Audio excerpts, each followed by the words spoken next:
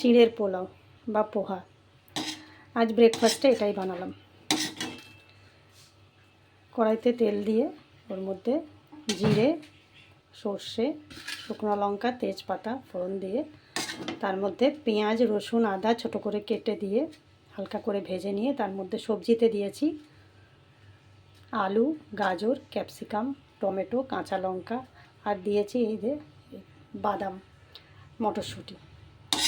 ভালো করে নেড়ে চেড়ে একটু ভাজা ভাজা হয়ে গেলে তারপরে চিড়েটাকে ভালো করে ধুয়ে ওর মধ্যে ঢেলে ভালো করে নেড়ে চেড়ে ওর মধ্যে হলুদ, নুন আর চিনি দিয়ে ভালো করে নেড়ে নিয়েছি।